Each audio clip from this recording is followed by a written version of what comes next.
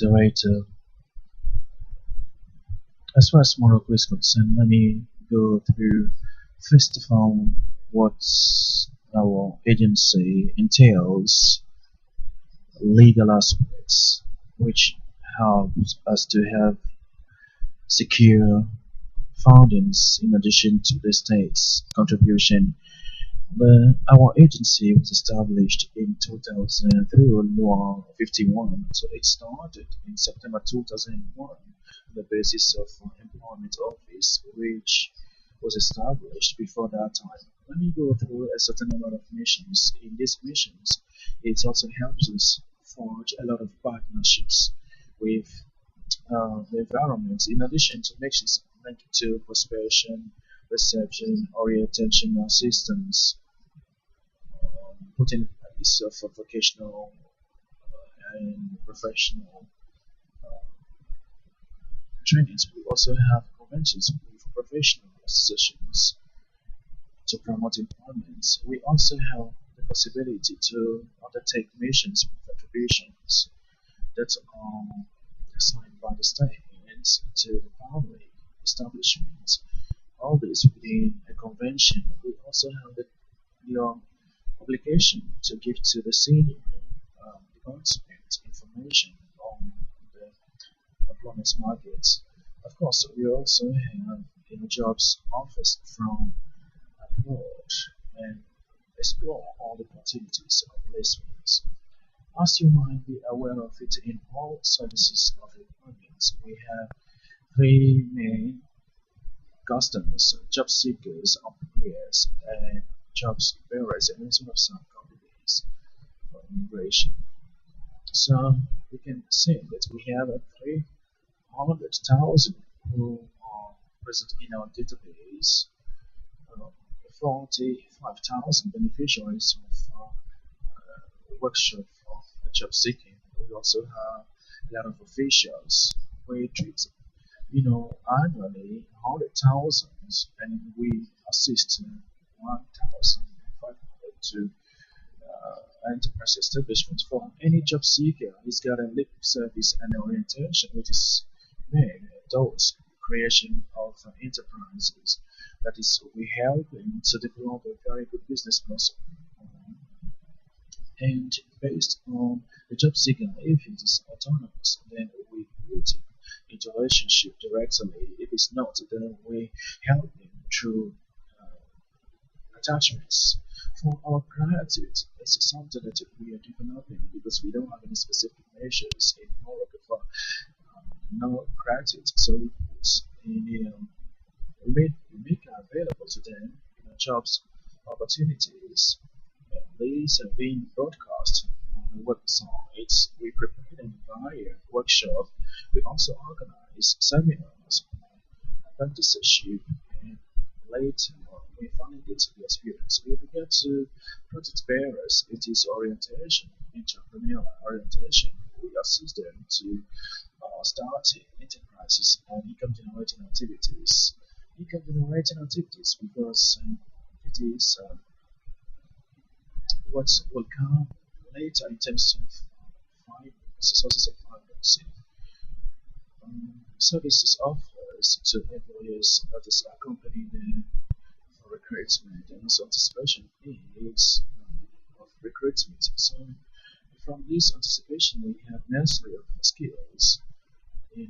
Through a study that we conduct every year, this gives us the trends with regard to opportunities. Assistance given to emerging sectors, platforms of enterprises.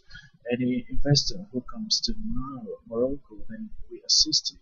We let them support. Of course, there is an advisor for a company, so there is a portal or gateway of intermediation. You can consult. It's very open. And increased partnership with the training centers. So concerning financing, we have the financing of ANAPO through the budget of the state, but we also have complementary budgets.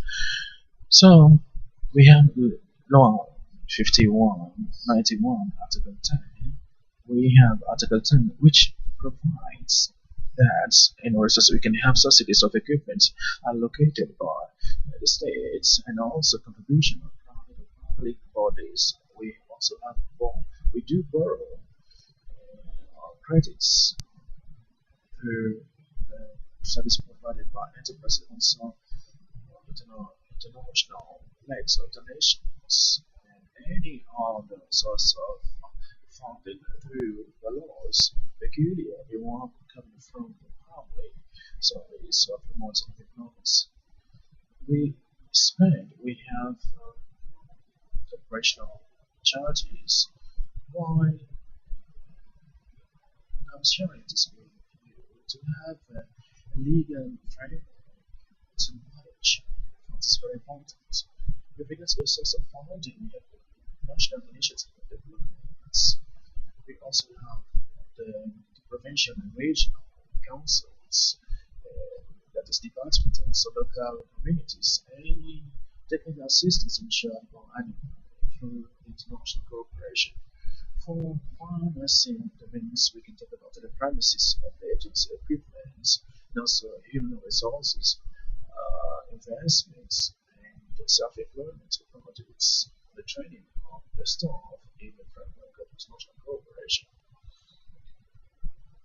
An example of modality of funds raising this time conventions of partnerships in which actually detail the commitments of our be it account transfer or the putting in place or the addressing of responsibility. And some examples we did qualifying trainings. This is a confirmation which was assigned with Laulaya in the Rabat region. Laulaya is the prefecture's of region. So in the framework of the human development, Alwi made available to us a fund of 2 million dirhams, that is 180,000 euros. We have trained 180 with regards to the small jobs, kitchen and cookery, etc. etc. So these people were dropped out and they were in shanty towns. So following this training, they were capacitated to work a bit. So they can see that they found themselves on the employment market either through income generating activities or through insertion in companies. A second framework is making available a premise to open a local premise. Anapex actually works with 2 people in those premises. The province of Salisbury has been created 2-3 years ago, so solicitation of the governor to open another agency.